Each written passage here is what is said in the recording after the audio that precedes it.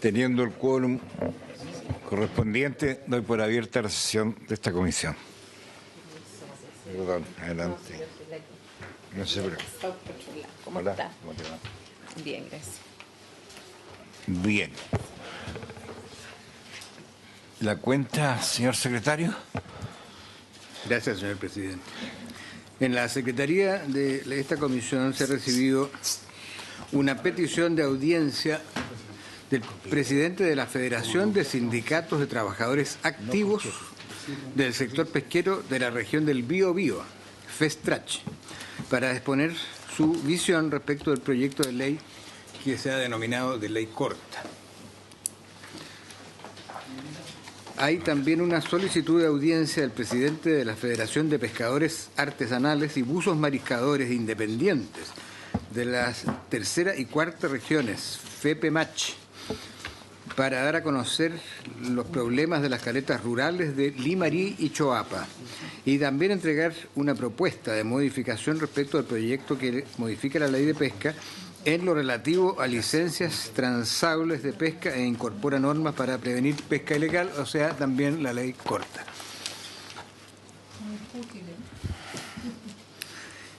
Luego, el señor ministro de Economía ha hecho llegar su excusa porque no puede asistir a esta sesión porque está fuera del país. También se excusaron los dirigentes señoras Paola Carrasco y señor Juan Silva y Marcos Silva, quienes estaban invitados a esta sesión a exponer sobre el proyecto Está hoy en tabla, y señalan que no han podido concurrir porque han tenido un problema grave en el centro de cultivo y piden reagendar su participación mediante una nueva invitación. Finalmente, también se ha excusado el presidente de la Asociación de Mitilicultores de Chile, AMI Chile, que no puede asistir tampoco a la sesión de hoy por tener actividades programadas con anterioridad, y también solicita reagendar su participación y ser invitado en otra oportunidad. Gracias, señor secretario. Bueno, bienvenido al señor subsecretario, a todos sus asesores, a todas las asesores de los senadores, biblioteca y demás. Y como hoy día no se excusaron la gente de Calbuco, la verdad es que hubo un robo allí de la, no sé cómo se llama, la cuelga, y están entonces, exactamente, el área de manejo, de lo que vimos el lunes por recién pasado. Así que yo, la verdad de las cosas, que a raíz de esto los invitaría en el próximo miércoles, y después trataríamos de recuperar tiempo haciendo 2 veces a la semana comisión de pesca. Con respecto a la gente que ha solicitado venir por la ley corta, yo creo que una vez que salgamos de esta Cernapesca y la Jibia, nos metemos de frentón en la ley corta. ¿Ah? ¿Le parece, señor secretario? Claro, que le respondemos de esa forma, que lo vamos, porque hay varios que... Sí, yo creo que a fines de noviembre, qué sé yo, y lo escuchamos a todos los que quieran opinar, si no hay ningún problema. ¿Ya? Entonces, en esas condiciones, invitamos nuevamente a la gente de Calbuco y de AMI para este proyecto. La próxima semana es digital, al miércoles que sigue. Y también ese lunes, después de la semana digital, ya daríamos por concluido Cernapesca, ¿no es cierto? Ahí el señor secretario van a hacer un esfuerzo para que esté ¿cómo se llama? El proyecto de acuerdo antes, para que lo revisen ustedes y los asesores, para que no tengamos problemas en esa oportunidad. Señor presidente, entiendo que hay una circular que se informó ayer en donde se suspenden las comisiones la primera semana de noviembre, lo que implicaría que...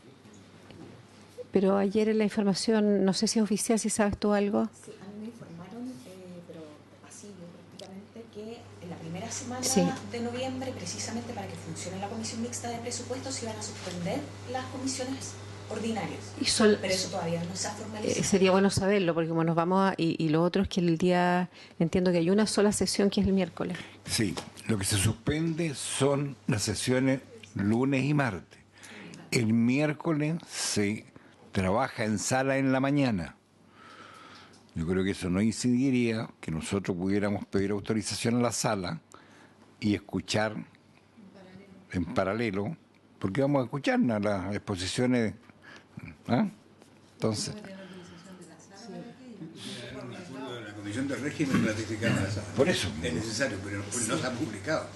porque No, y por otro lado, perdone, presidente, respecto al término del procedimiento de revisión de redacción del proyecto de Senapesca, sería bueno tenerlo claro estos días para poder planificarse y que si es que ¿cuándo va a tocar eso? Si se va a hacer el próximo lunes, el primero lunes de noviembre, o ya quedaría para el segundo. Así es.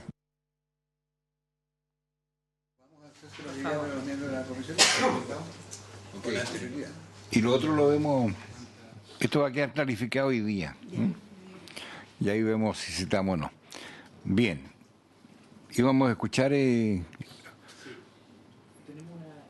una exposición. Para profundizar en algunos aspectos que creo que son importantes. Ok. Que se puedan Y también podríamos ir avanzando en lo que hemos ya escuchado para ver si se puede ir avanzando en, digamos, porque parece que hay algunos errores que se dieron en la presentación, la primera presentación, que quedaron algunas localidades fuera, entonces, para ir viendo también.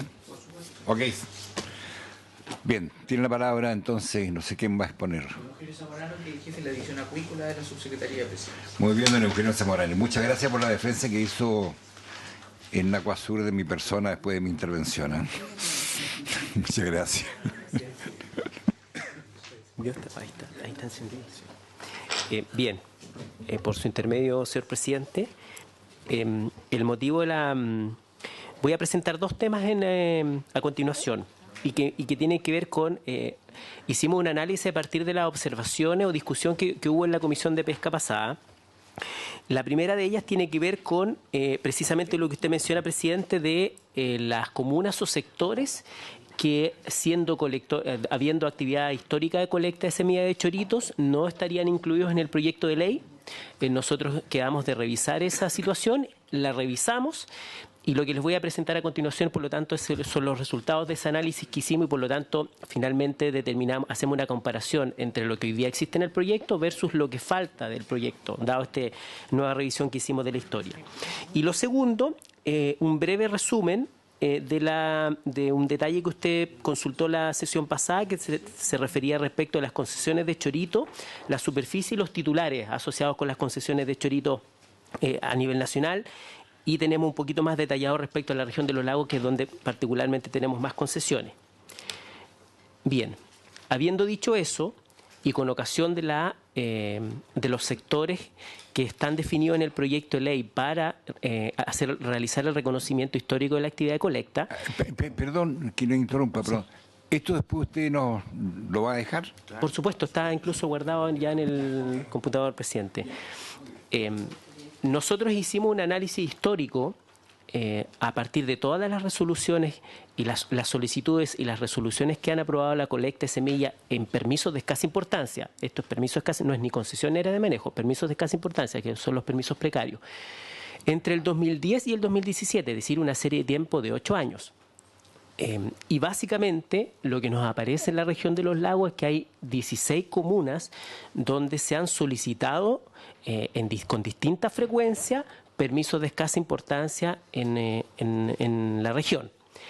En esta serie de tiempo podemos ir revisando que en el tiempo ha ido aumentando sustancialmente las solicitudes, particularmente en los últimos 2 años, el 2016 y el 2017. El 2017 es donde se pega un mayor salto.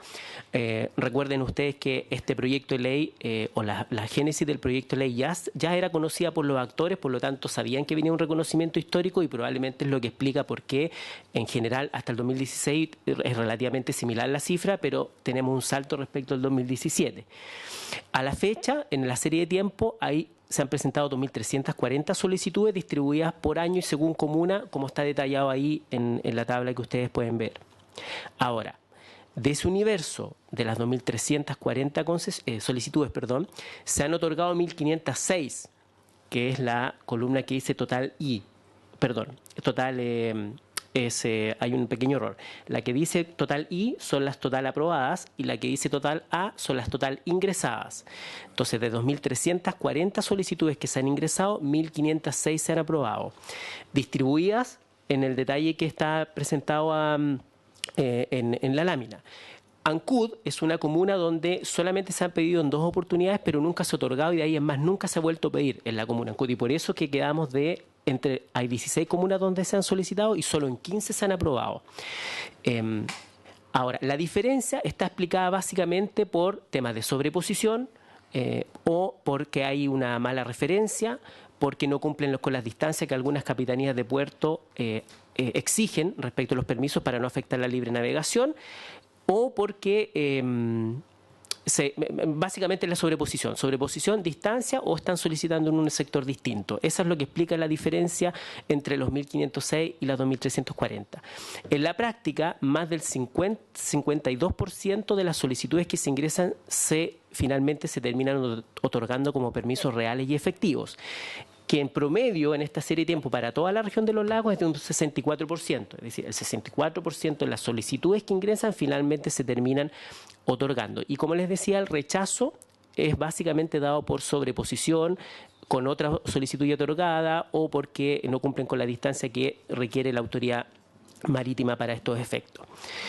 Ahora, a partir de esto, si nosotros esto lo llevamos a mapa, para poder que ustedes tengan una distribución espacial de qué estamos hablando, este es un mapa de la región de los lagos y los círculos en rojo concentran básicamente en aquellos sectores donde históricamente se colecta semilla. Es decir, tenemos el sector de Cochamó, aquí tenemos el sector del estuario Reloncaví, tenemos Puerto Montt, Calbuco, Horno Pirén, Cochamó, Gualeguay, tenemos Castro, Kemchi, Quellón.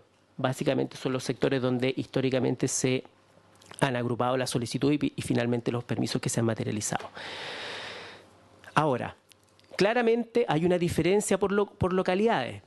Si nosotros analizamos de todas las solicitudes que se han presentado, que se han autorizado, es decir, de las 1.560, el 77% de esas autorizaciones están explicadas por 4 comunas, que son históricamente las comunas más fuertes donde se desarrolla esta actividad.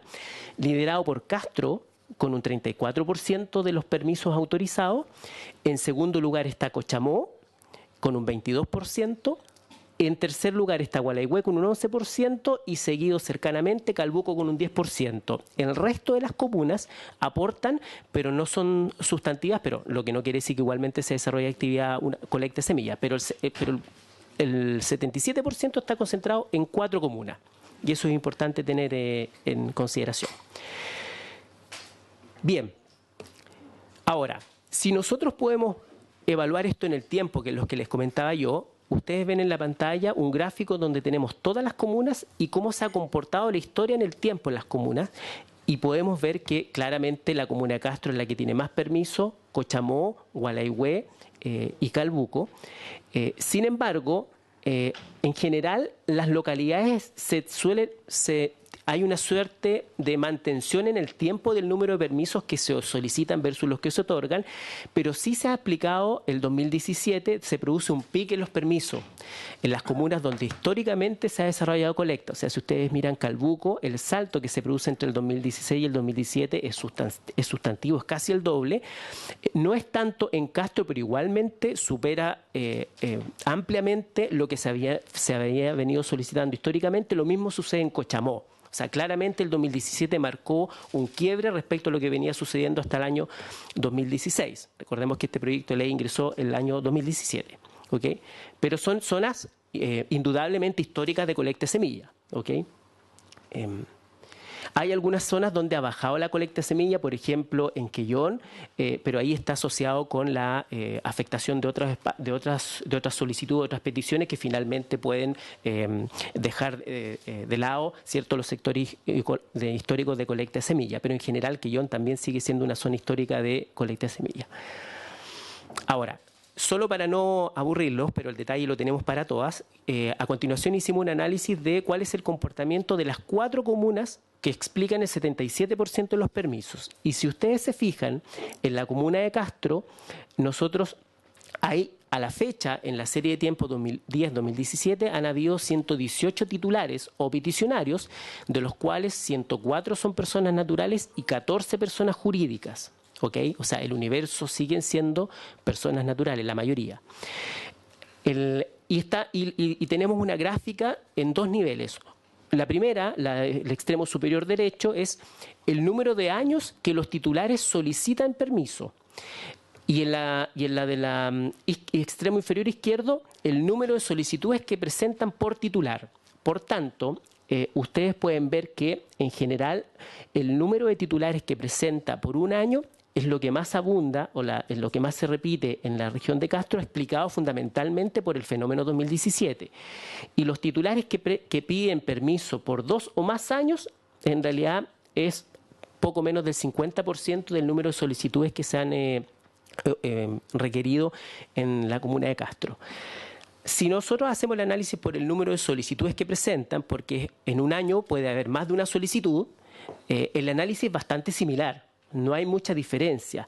El número de titulares que presentan solo una solicitud es de 41 y ahí está explicado fuertemente por el 2017, pero la gran mayoría presenta 2, 3, 9, 10 o más solicitudes, inclusive algunos.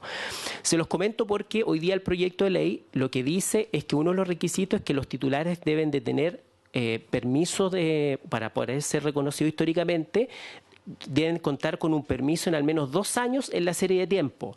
Por lo tanto, 2 años quiere decir que son todos estos de acá, y estos 53 no cumplirían hoy día con el requisito de 2 años.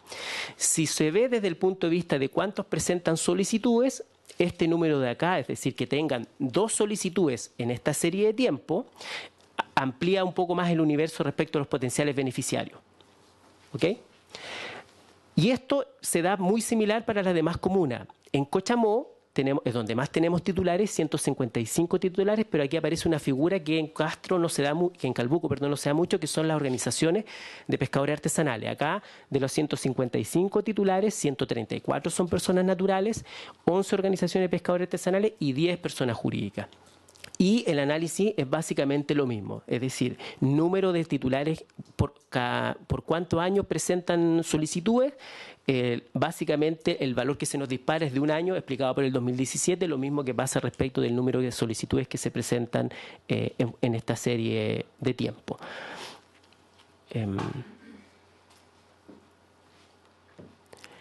En Gualaihue hay 67 titulares que han manifestado la voluntad de ejercer colecta de semillas en permiso de escasa importancia, de los cuales 61 son personas naturales, tenemos 4 organizaciones de pescadores artesanales y 2 personas jurídicas en la historia. ¿Okay? Y la verdad es que el comportamiento es básicamente similar. O sea, si uno lo revisa por cuántos años han tenido permiso, básicamente el número que más prima es el de un año por el fenómeno 2017. Sin embargo, igualmente tenemos personas que han tenido por 2 años, por 3 años, por 5 años, han tenido permisos de colecta. Y ese número es mayor si lo miramos por solicitudes, porque en un año, como les comentaba yo, una persona puede pedir más de una solicitud y por lo tanto ese universo se amplía si lo comparamos entre número de solicitudes versus número de años en que han tenido permiso. Y finalmente en Calbuco, perdón, la primera era Castro, en Calbuco tenemos 91 titulares en esta serie de tiempo, de los cuales 88 son personas naturales, 1 organización de pescadores y 2 personas jurídicas. Y, bueno, ser tan repetitivo, pero es básicamente el mismo análisis. ¿Okay? El fenómeno se produce en las 4 comunas que explican el 77%, fundamentalmente por el fenómeno del año 2017, y eso hay que mirarlo a la luz de lo que dice el proyecto, que el proyecto dice que para ser objeto de beneficio tiene que tener 2 o más años en esa serie de tiempo. ¿Okay? Entonces, dado el fenómeno 2017, lo que más tenemos son personas que han solicitado por un año. Ahora, ¿qué comunas, por lo tanto, dado este análisis, qué comunas y sectores contiene actualmente el proyecto de ley que ustedes tienen en su carpeta? Tiene 12 comunas y dentro de las comunas tenemos distintos sectores, porque los titulares lo que declaran es finalmente en qué sector desarrolla la actividad dentro de la comuna.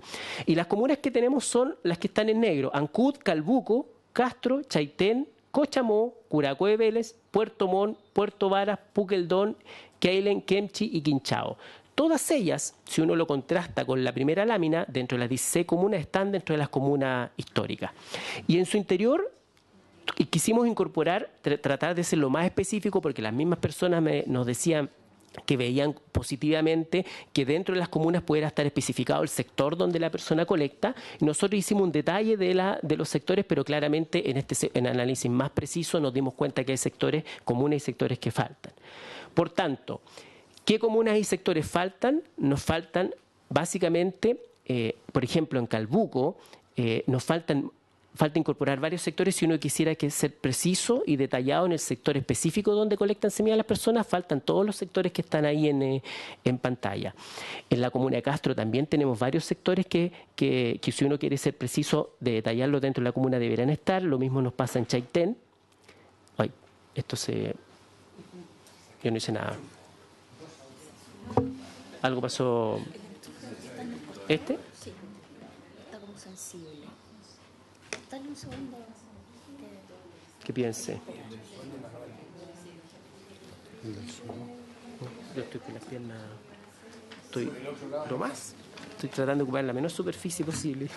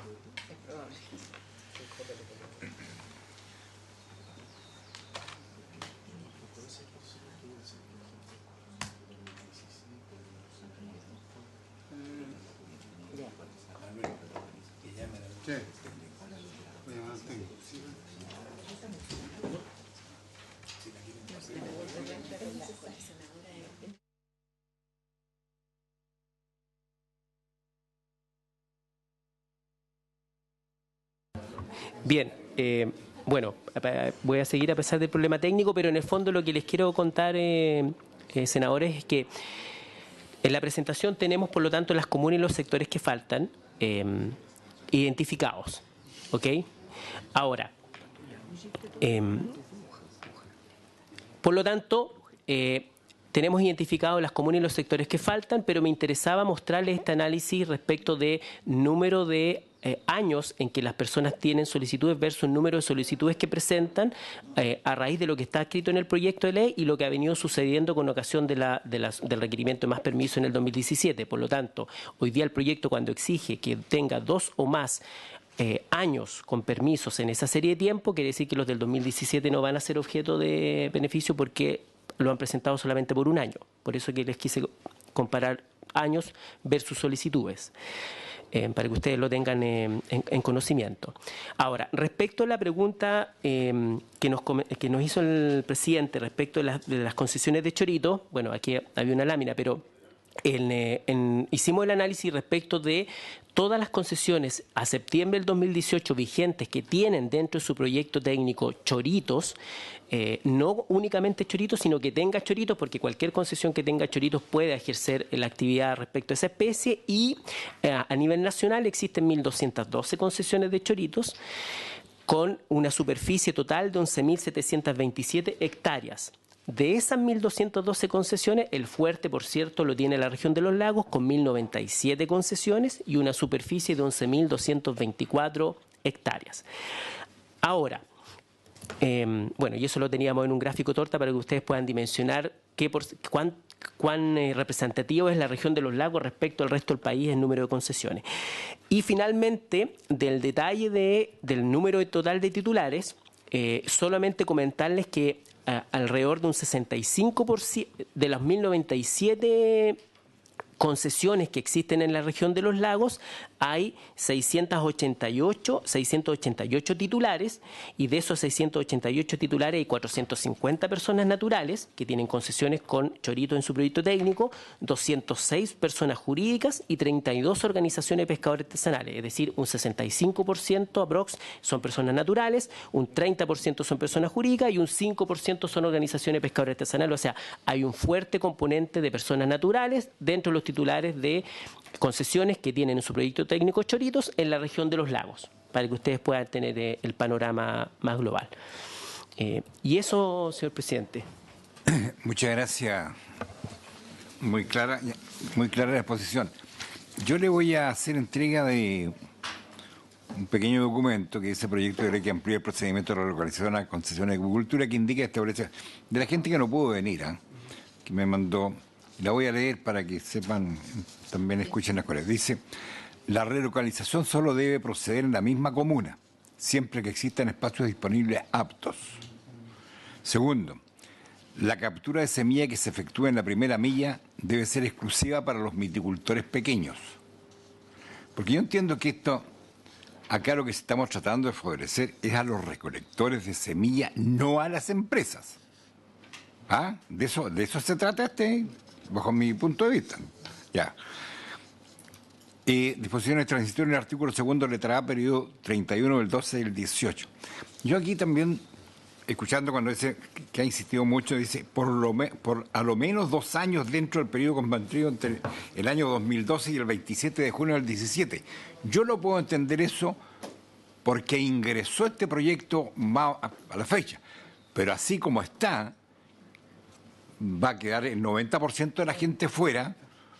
Entonces yo modificaría esto, porque si no, toda la gente que está inscrita el 17 no tiene ninguna posibilidad, o sea que estuvo postulando. O sea, en ese sentido, y acá lo explicó muy bien, en Calbuco, en Gualeguay, qué sé yo, en las comunas estas, queda más del 60% de la gente afuera. ¿Y por qué digo esto? Porque en Calbuco hay gente inscrita en el año 17, o sea, autorizado, pero antes captaban y compraban en los propios centros. ¿Me entiendes? Entonces, y con esto va a quedar fuera el 98%. Y creo que ahí sí que estamos mal. Después, acá hay una serie de... que ahora lo entiendo perfectamente con el gráfico, que dice, comunas de Quellón, los que quedan fuera, dice, faltan lugares donde se ha efectuado en los años anteriores recolección de semilla. Por ejemplo, comuna de Quellón, comuna de Castro, que ya lo vimos, que se había confundido el asunto ahí, Gualeguay, y sectores de Rilán, Pichicolo, Contao, Cholgo, Quildaco, Cailín, Estero Comao, Quintupeo, Bahía, Huenquillahue, Panitao, Huelmo, Ilque, San Agustín, entre otras muchas. Yo lo voy a entregar porque me imagino que ahí está. Después dice que en el artículo 75, yo esto para ir avanzando, subsecretario, nada más para avanzar, no señala el mecanismo de resolución del llamado público de las solicitudes. Claro, porque acá tampoco se han incorporado ningún representante de los viticultores o semilleros en la comisión de resolución del llamado público.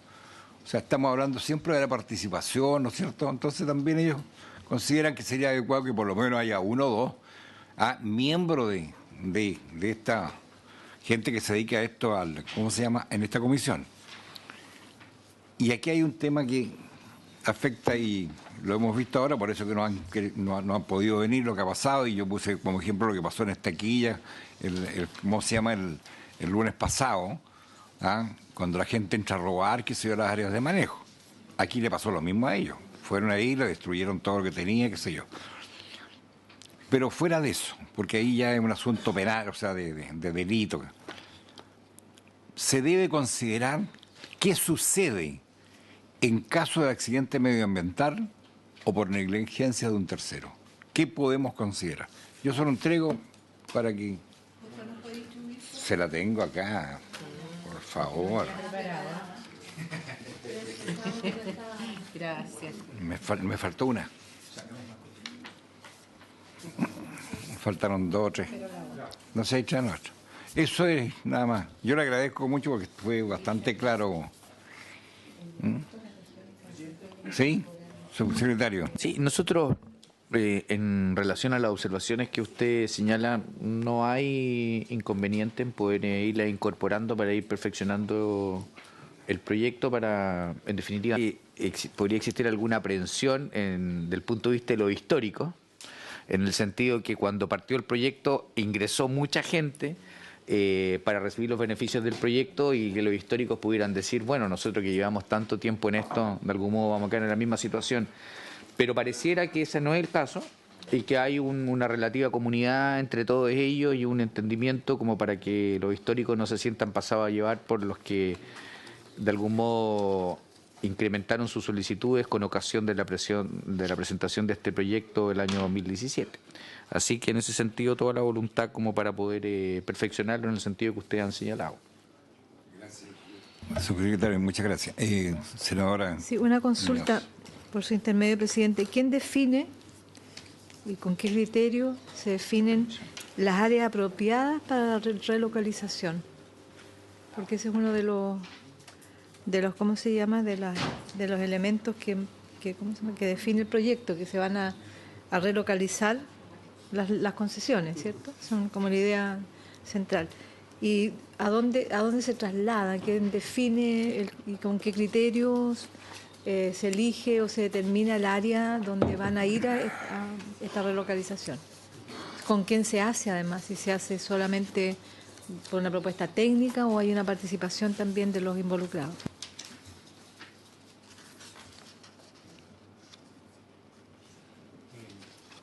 Bien, por su intermedio, presidente, a ver, la relocalización, cuando se trate de, ya sea de relocalización o de mero ajustes cartográficos, esta distinción que hicimos en la comisión pasada, la ley exige que siempre se debe hacer al interior de las áreas apropiadas para la acuicultura. Y las áreas apropiadas ya están definidas. Son del año 90 en el caso de la región de los lagos, incluso hay unas más antiguas. Por lo tanto, no vamos a definir nuevas áreas apropiadas, sino esto se hace dentro de las ya existentes. No hay que definir nuevas áreas apropiadas.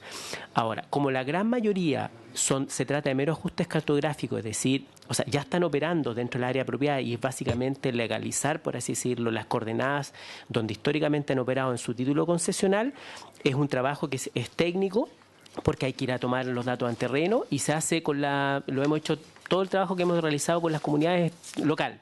Nosotros vamos a terreno, vamos con ellos, tomamos las coordenadas y finalmente ellos tienen que firmar ese juego de coordenadas. Por lo tanto, hay una participación activa de los usuarios en el proceso de relocalización por meros ajustes cartográficos.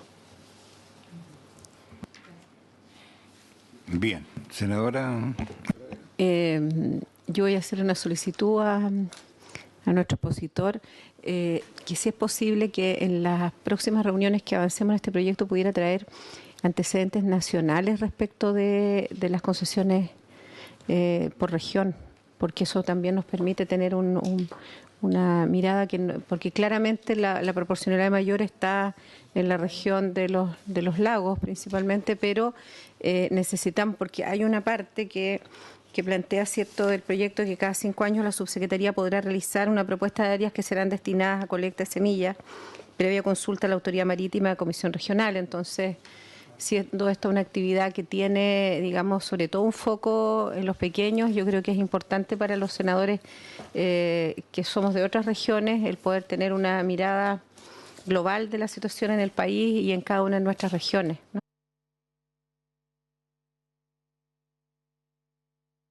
Bien, yo creo que eso sería por hoy día el tema de viticultura. Pero yo quiero aprovechar este par de minutos que quedan para plantearle 2 temas al subsecretario que yo sé que no son de fácil solución, pero por lo menos plantearlo y ver cómo podemos avanzar. El problema del lobo marino.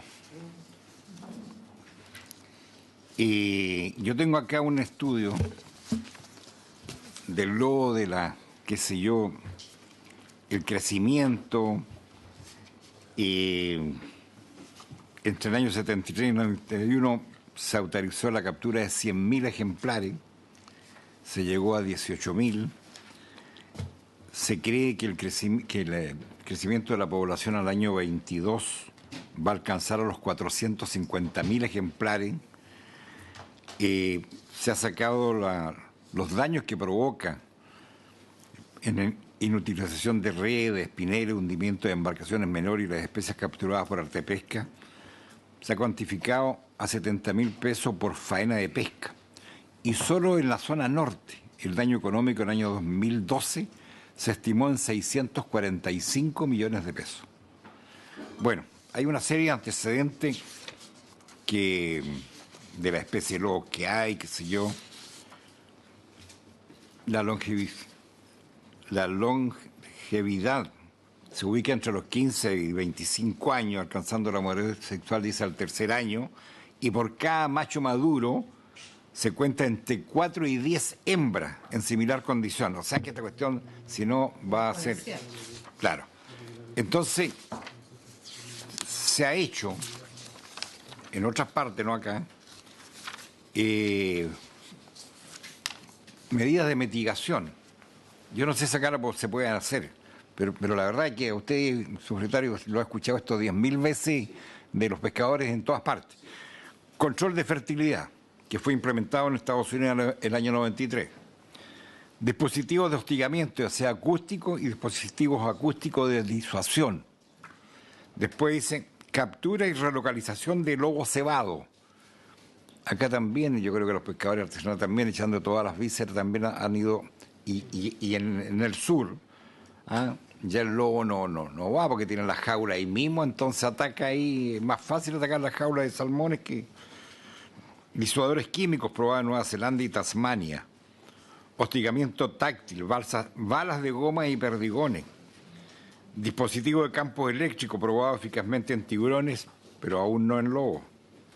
Uso de feromonas depredador natural. Y capturas con fines comerciales. Yo planteé el otro día de que en otros países se produce aceite y omega 3. Yo si lo digo esto en voz alta, yo sé que me van a matar los animalistas, qué sé yo, pero la verdad es que es un daño tremendo a la pesquería artesanal, y creo que hay que preocuparse. Lo dejo como tema, ¿sí? ¿Ya? Bueno, efectivamente el problema del lobo marino es un gran problema. Nosotros le quiero dar algunos datos, alguna información que creo que es súper importante que la tengan presente. En primer lugar, lo primero que hay que tener presente es que aquí tenemos primer datos duros. Según la última estadística del año 2015, en el mundo hay 500.000 lobos marinos y en Chile hay 200.000. O sea, como que prácticamente la mitad de los lobos marinos del mundo están acá no tienen depredador natural. Y aparte está prohibida la captura, la caza y el daño. Ese es un tema. Segundo tema, nosotros tenemos una suerte de espada de Damocles sobre el cuello, porque estamos en una especie, no sé si sea la expresión más feliz, pero es ilustrativa, lista negra, digamos, de Estados Unidos, en el sentido de que si al año 2021 nosotros no certificamos de que los procedimientos pesqueros y acuícolas chilenos no afectan los mamíferos marinos, y el lobo marino es un mamífero marino, no vamos a poder exportar nuestros recursos pesqueros a Estados Unidos, lo que significa... naturalmente un desastre económico mayor, sobre todo para la salmonicultura, pero también para la pesca. ¿Por qué ocurre esto? Porque los pescadores de Estados Unidos, de algún modo, sienten que ellos tienen una legislación interna que es mucho más exigente en la protección de los mamíferos marinos y, por lo tanto, Estados Unidos está exigiendo a los países del mundo que se respeten algunas normas internas de ellos como para que se puedan exportar recursos a Estados Unidos. Y, por lo tanto, algo tenemos que hacer con el lobo, pero tampoco podemos hacer cualquier cosa como para que en definitiva estemos en una situación de que no podamos salir, digamos, de esta prohibición que al día de hoy está vigente y que comenzaría a regir el año 2021. Nosotros como subsecretaría estamos obviamente muy empeñados en salir de esa situación, porque para la industria de los salmones y los pescados, Estados Unidos es uno de los principales destinos de nuestras exportaciones. Y por lo tanto, algunas de las alternativas que usted señalaba, desde el punto de vista de la legislación americana que tenemos que nosotros cumplir obligatoriamente, ya estaría afuera. ¿Qué es lo que estamos haciendo? Nosotros constituimos una mesa del lobo marino.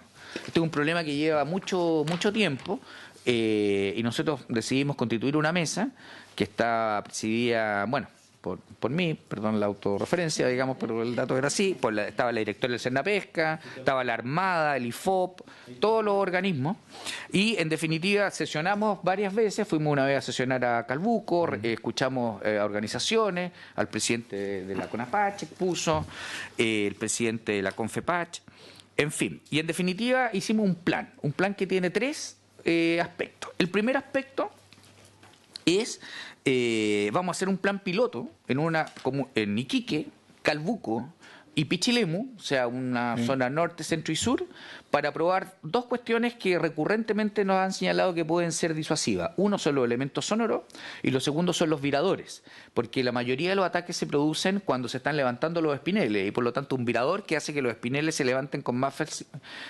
rapidez hace en definitiva que se dificulte un poquito el ataque del lobo. Y eso es algo que ya está aprobado con fondos de la Subsecretaría y del Sernapesca y va a comenzar el próximo mes este plan piloto en estas 3 comunas.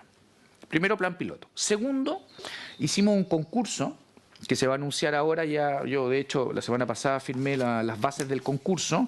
Puedan ir proponiendo ideas con el propósito de ideas innovadoras para ver cómo se puede mitigar la interacción de la pesca con el lobo marino.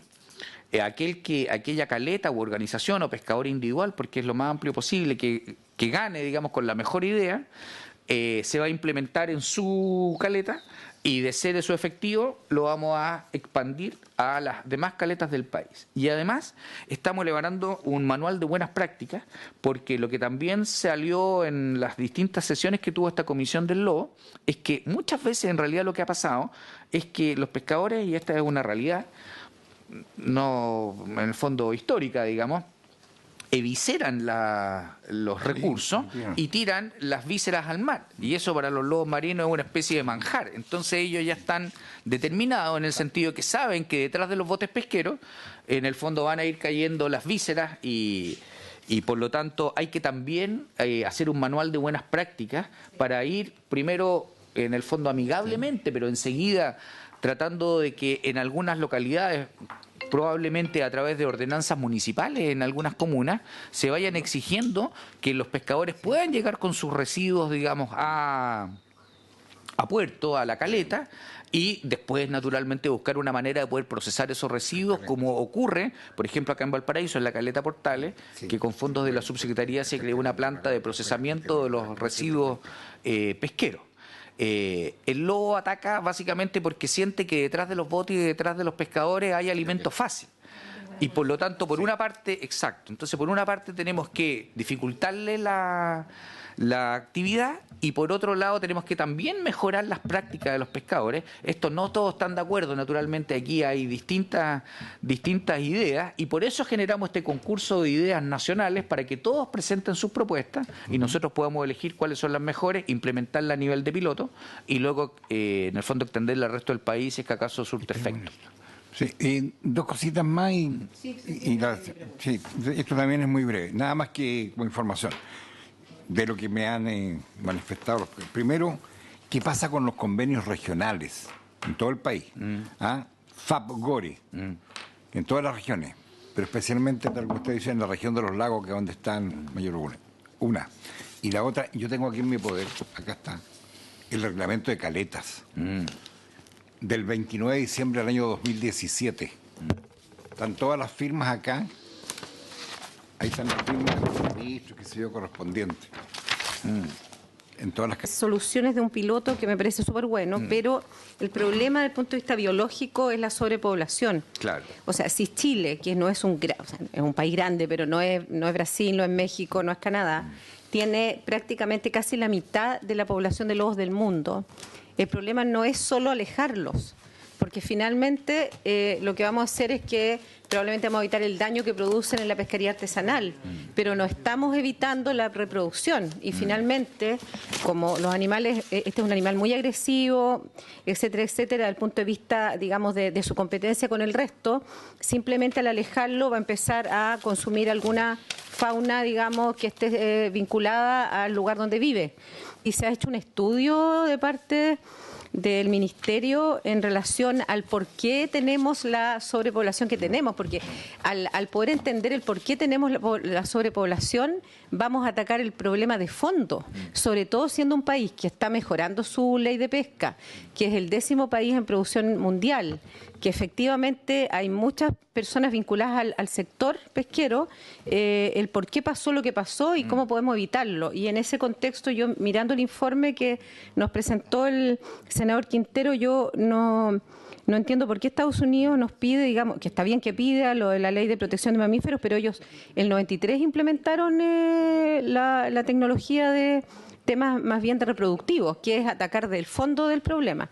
Entonces, yo solamente lo dejo como tema, porque finalmente el andar espantando el lobo no va a dejar de que existan 200.000 lobos y por lo tanto van a hacer un daño igual en otro lugar. O sea, siento que son soluciones, disculpe, un poco que no van al fondo del problema. Entonces, yo creo que aquí sí es que la investigación aplicada de los centros de estudio en Chile debieran estar abocados a un problema práctico. Eso solamente, subsecretario. Gracias, senadora Aravena. Voy a reemplazar por unos segundos al presidente que tiene otra tarea, pero creo que estamos ya concluyendo la sesión. Y solamente acoger la propuesta del subsecretario en materia de los lobos marinos, creo que es una buena iniciativa a la mesa. Y además de eso, en el norte, en Coquimbo tenemos mucha situación similar.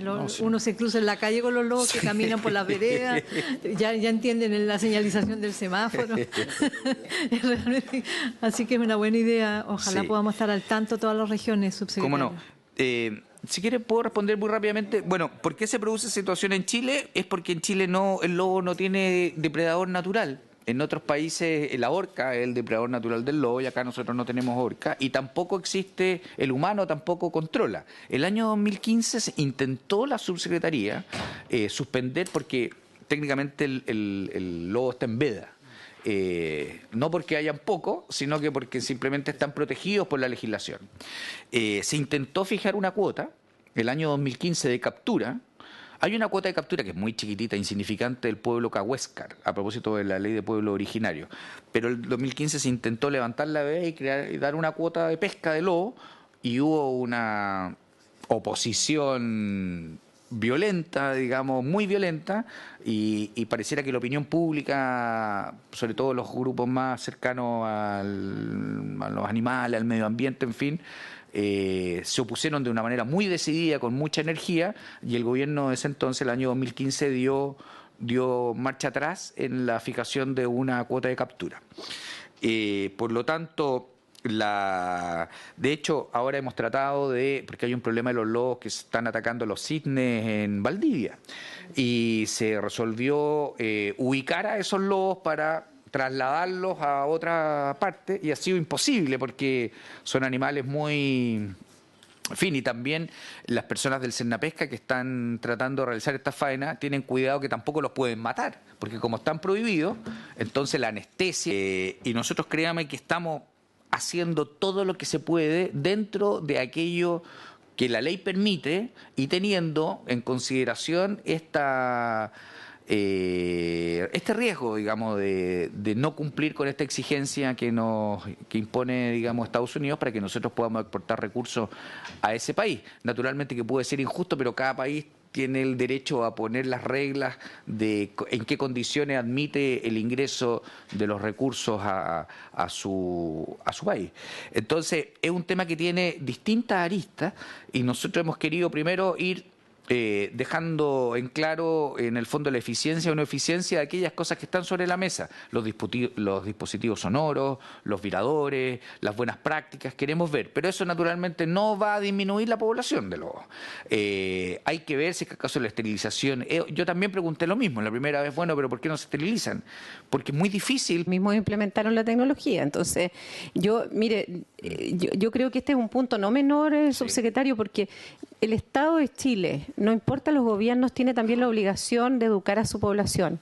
Yo soy una protectora absoluta del medio ambiente y por lo mismo entiendo que cuando hay una población que sobreexcede la de otros y se pierde el equilibrio, digamos, del sistema, nosotros tenemos que intervenir. Entonces yo creo que ahí hay un tema de programas, de complejo políticamente, y yo lo entiendo el tema, pero hay que abordarlo. Es posible que haya ocurrido esto, pero esto está ocurriendo y, como dice la senadora, es impresentable que un animal de esas características esté prácticamente conviviendo con la comunidad, con todos los riesgos que implica, incluido el presidente, que hace unos años atrás casi se lo comió un lobo. Entonces yo creo que no es un tema menor, y que creo que, así como otros temas de sistemas medioambientales, hay que tomarlos, digamos, en consideración. Y el lobo hoy día, 200.000, o sea, tenemos prácticamente en este pequeño país la mitad de los lobos existentes en el mundo y no tenemos ningún tipo de control. Yo creo que, con todo el respeto, digamos, al medio ambiente, creo que justamente las otras especies, incluida la humana, también se están viendo en peligro por esta situación. Gracias, senadora Aravena. Señor subsecretario. Gracias. Perdone, senadora, pero tengo la información para dejar en registro las dos preguntas que había hecho el presidente. Tenemos convenio FAPGORE en Valparaíso, en Atacama, en Biobío, en Arica, Parinacota, en Aysén, en Los Lagos y en Maule. Vigentes, suscritos. Y están en proceso de firma el de Tarapacá y el de Antofagasta. O sea, tenemos en una buena cantidad de las regiones más significativas del país, y nosotros estamos en proceso en firma Tarapacá, Antofagasta, y en confección en Coquimbo, Higgins, la Araucanía y Los Ríos. Estos son convenios donde el gobierno regional entrega una cantidad de recursos y que también se complementan con recursos del FAP, de la subsecretaría, y nosotros de algún modo destinamos esos recursos para aquellas finalidades que el gobierno regional determina que son las prioritarias en la región, y precisamente en Los Lagos una de esas finalidades es la relación que existe, esta perversa, con el lobo marino. Y respecto del tema del reglamento de Caleta, efectivamente el senador, el documento que muestra yo lo conozco. Desgraciadamente, cuando culminó el gobierno anterior, estaba firmado por todos los ministros, pero la presidenta no lo alcanzó a dejar firmado. Por lo tanto, cuando nosotros asumimos el gobierno, obviamente que lo necesitamos revisar y ajustar. Verdaderamente es prácticamente el mismo, digamos, o sea, no tiene ningún cambio sustancial, pero debimos iniciar todo ese proceso de firma, todas esas firmas que son de 8 ministros. Al día de hoy han firmado 5 ministros, faltan que firmen 2 y después el presidente, y después que se ingresa a la Contraloría. Lo que ocurre es que para la firma de cada ministro ingresan a la división jurídica y cada ministerio va haciendo observaciones, preguntas, en fin. O sea, un trámite que en general es lento, y en este caso se ha ralentizado todavía más porque son muchos ministros los que intervienen, son 8. Nosotros hemos priorizado esta cuestión, hemos hecho las gestiones necesarias y las vamos a continuar haciendo para tener la meta de en definitiva, tener, ojalá de aquí a fin de año, ingresado a Contraloría este reglamento. Ahora, lo que sí hay que decir es que el reglamento, si bien precisa algunas de las disposiciones de la ley de Caleta, y muchos organizaciones de pescadores artesanales lo tienen bastante claro y han ido ejerciendo algunos de los derechos y beneficios que la ley contempla dentro de los plazos que la misma ley ha estipulado.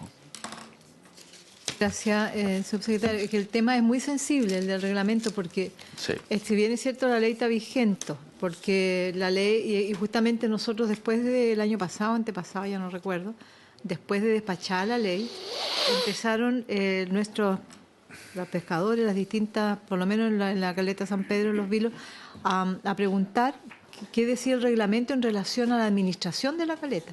Porque ahí estaban, cierto, los grupos históricos que habían fundado la caleta, pero están los grupos que desembarcan, creo que les dan el permiso para, que no son históricos, no son fundadores, pero hay un desembarque, que también se sienten con derecho a la administración. Y ahí había una tensión, porque los históricos decían, ¿por qué? Si aquí solamente le hemos permitido. Entonces, nosotros nos reunimos con los funcionarios que estaban en la redacción del reglamento y le contamos esta situación, y había también hubo recepción a esta consulta, a estos problemas. Y es por eso que hay gente que todavía, hay caleta entera, y la FEPEMASH, que está pidiendo una entrevista, que es de toda la región de Coquimbo, fundamentalmente caletas pesqueras rurales, no hayan qué hacer, están sin conducta, tienen temor, no saben cómo administran. Entonces, sí, pues, aunque la ley está vigente, no saben cómo. Entonces, ahí tenemos una situación compleja. Y lo otro que le iba a señalar sobre el tema del convenio FAPGORE, me pareció distinguir tres niveles. Sí. Uno que ya está consolidado. Hay unos que están suscritos, otros que están para firma y otros que están en redacción.